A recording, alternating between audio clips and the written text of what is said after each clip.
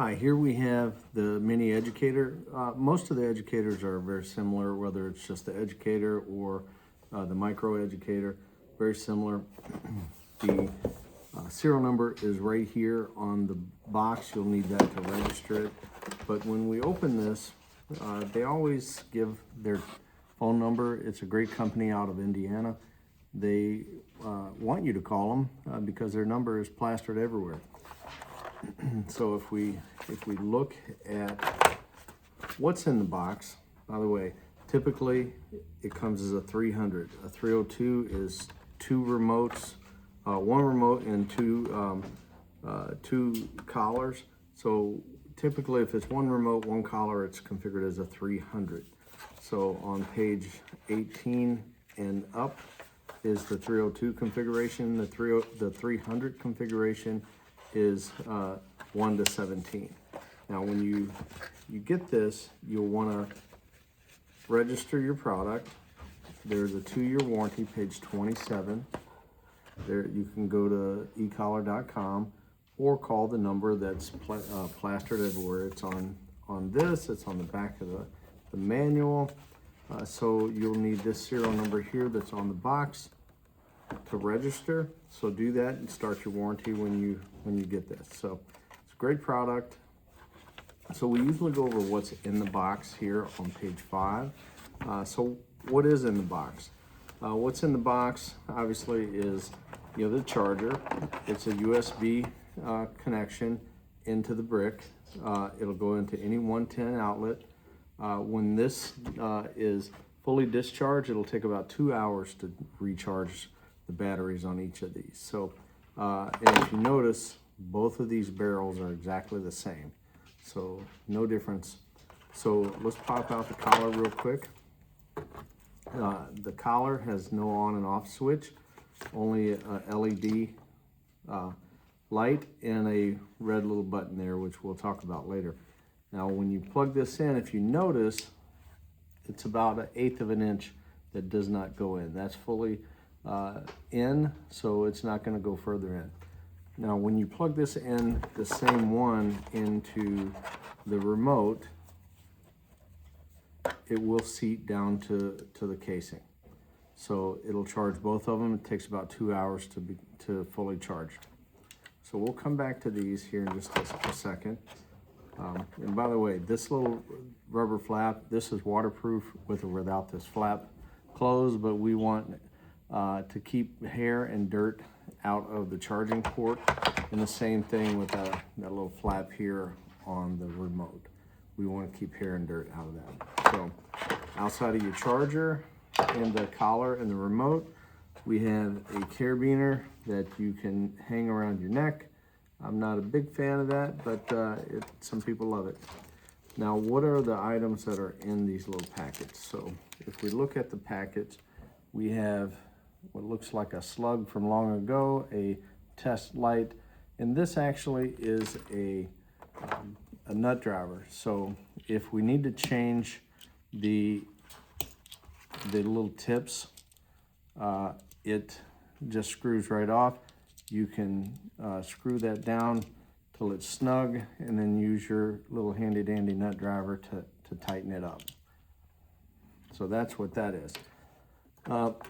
So when we're doing testing, we'll put this light on the contact points. Now, by the way, a note about the contact points is they have nickel in them. About 0.5% of dogs are allergic to nickel. It's a very low percentage, but I happen to have a dog that was allergic to it. So that is something that you'll want to watch and make sure there's no bumps or rashes that are starting. We can mitigate that with hyperallergenic, rubber tips, plastic tips. There's other things. Now, this little gizmo here, it helps with de-skinning the remote. So little keys right here, you can put that in and twist, put that in and twist, and it pops your backing off. So now note your serial number that's on your box is also underneath the casing. There are 6 screws. If your battery gets low sometime in the future and you need to replace that, you got to be careful. There's a spring or two in here that will be gone before you know it. So just be careful if you take this off. I would rather our clients call me and I'll do that for them. So, but anyway, so you just snap that back on and you're back in business. So that's what's in the box as far as page 5 goes. Now we'll start through really how to use it, some of the configurations, what each of the buttons are for. So if we flip over here to page 6, page 6 describes each of the buttons and what they're used for. Now our method of training is to do classical conditioning. Classical conditioning is the Pavlovian, low pressure, high repetitions, and eventually you'll get a conditioned response. Pavlov called it a respondent condition, an involuntary behavior that you didn't think about. So what we're trying to do is use the low-level stimulation. It's the same as a TENS unit. It is not a shock collar. Shock collar is a high static discharge. Electrons in the atmosphere will charge up when a storm is coming and it'll discharge to ground, and that's called lightning. A static discharge for a shock collar is the same way. You don't have to even touch the contact points. All you have to do is you charge it up and it'll discharge to ground. With this is not that. With a TENS unit, a muscle stimulator, the contact points have to be in contact with the skin, or the stimulation won't work. And we're trying to just use this as kind of a Morse code or a little bit of a tap. Hey, give me your brain and do this command. Now, on the remote, we'll start with the remote. The antenna will screw off, so we want to make sure that's tight. You have a little dial here. It's called a rheostat. And you have 2 buttons with S's on them. The S stands for stimulation. On the other side, there's a button that's got a T on it. And it comes out of the box as a vibrate. Think T for tremble, but you can change it to a tone. Now, on the back, there's a bigger button that has an L on it. The L is a dual function button. It's on and off, and you can also use it to turn the light on the collar. And then you've got a smaller button with an M and a C. Now, the on and off, if I press that button there, the L button, for 3 seconds, it's going to turn the remote on. So this is on. Now, the collar, as I said before, does not have anything but a charging port and an LED light. If you'll notice, they both have a little red dot. If I pair the red dots, it turns the light on. It turns the collar on. The little status light will blink about every 4 or 5 seconds to let you know the status. If it's blinking green, it's charged. The same with the remote. If the little smiley LED here is blinking, it will show you that it's fully charged. So now there's one caveat to that. It blinks to give you a status when you're not touching any buttons. If I touch any button, I'm communicating between these devices.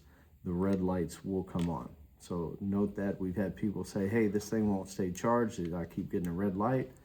But that's when they're communicating, if you're touching a button. So anyway, so with the second function of the L, if I press really quick and let it go, it puts the strobe light on.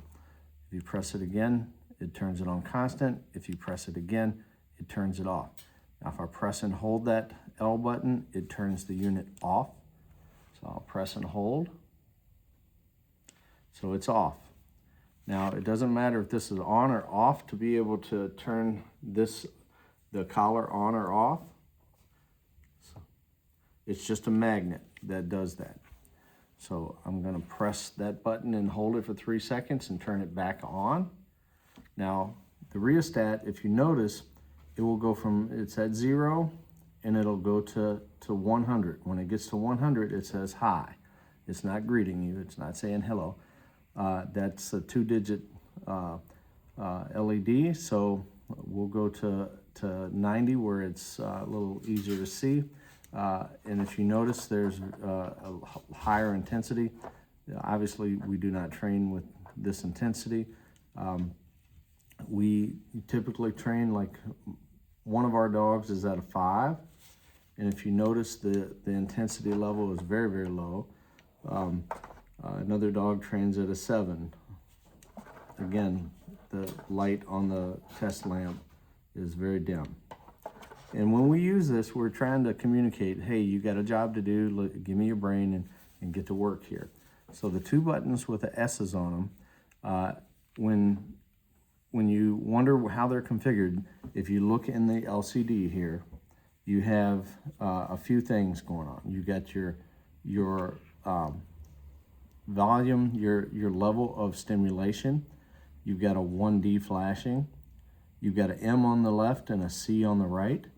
Now the M stands for momentary and the C stands for continuous. Momentary, when it's M and a C, I know that this button is momentary and this button is continuous. Momentary, I'm going to turn it way high again. So with momentary, I can press that and it's only 1/100th of a second. I'm still pressing it, and if you notice, there's no stimulation here, none whatsoever. So, but if I press the continuous, there's continuous stimulation. There's a 12-second auto shut off. So when it gets to that 12 seconds, if you press it in your pocket or your purse or your bag, it'll automatically turn that off. So momentary and continuous when I see an M and a C. This little button here on the back that says M/C, I can configure these 2 buttons. So if I press that until I hear a beep, now if you notice there's no C, there's only an M. So if I press that, it's momentary. This is also momentary, but if you notice, I'm at 90. If I press it, it boosts. They call this momentary boost mode. So momentary at whatever level you've got it set for, and boost up 5. You can change that from, it defaults to 5, but you can change that and go up. Momentary, but it's boosted on the red. Now, as you might imagine, if I press that MC button until it beeps again, now it is only a C in the LCD. So this is continuous. I think I'm at 90, continuous, and continuous boost, it's up 5. So, and I'm putting it at 90 so you can see the intensity. It's easier to see. Now, if you notice this T over here, that's sitting there not doing anything, if I press it, that's the same level as if I go to 0. This rheostat does not control the level of intensity of the vibrate. It has nothing to do with the vibrate. So again, stimulation, we like to use it in both momentary and continuous. If you want to go back to M and C, it's only C now, you can press MC until it beeps. Now the M and C is back, and we're back to the black S being momentary and the red S is continuous. Now, when would you use which one? So when we are giving commands, we're tap, tap, tap, trying to get their attention with the command. Come 2, 3, sit 2, 3. Now, if they're jumping on grandma, you can say off, and then let go of the red button until they get off of grandma. So, or if they're nuisance barking, quiet, yes, quiet, good quiet. So the T, we typically don't use that much. It's good for counter surfing, but believe it or not, the vibrate is, with the way we use the stimulation, the vibrate will startle about 70% of dogs. So we don't want to startle or make them fearful. So we don't really use it in training because we don't want them to be worried about their head vibrating all over the place. So we have people ask us all the time, why don't you just train with the vibrate? Isn't it much better for the dog? And the answer to that is no, because usually when I do that with one of my dogs, they are freaked out for a couple of minutes, and this is such a low level, it feels like I'm tapping them on the shoulder, saying, hey, give me your brain. So anyway, the light, when you turn the light on, you press that button, and it'll, like I said earlier, it'll strobe, constant, off. That button turns it on and off with a 3-second hold. And to turn this off, you just pair until the little red light flashes. One thing to note, when you plug this in to an AC outlet, if both of these are on, it automatically shuts them off. So you will have to engage the magnet to turn the collar on, and you're gonna have to physically turn the remote on. Now, if you have any questions on configurations, you can certainly call us. But when you're configured in 1D mode, which one thing I did not show you, 1D means you're configured as a 300 unit. And I know that's a 300 because a 1D is flashing. Now this rheostat is also a button.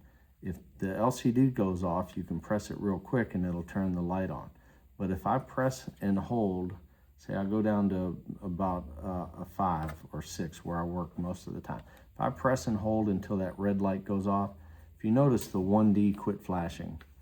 Now I can move this rheostat anywhere I want and it stays at the level of 6. Now that's a lock function. Now if you notice, when I unlock it by pressing it down and holding it until that red light goes off, if you notice, it went to 60. So it's gonna come on wherever you moved that rheostat to. So you gotta be careful when you're locking it. You don't want to unlock it and be higher than you expect. Remember, we're wanting to communicate with our dogs and not to punish them. Now, when you put your hand in your pocket, you're gonna be looking for this little bump right there, because it feels the same in your pocket like this or like this. We wanna make sure we're on the right side, which you're wanting to feel for this little bump. So that's pretty much it in a nutshell. We hope this has been useful, and have a great day.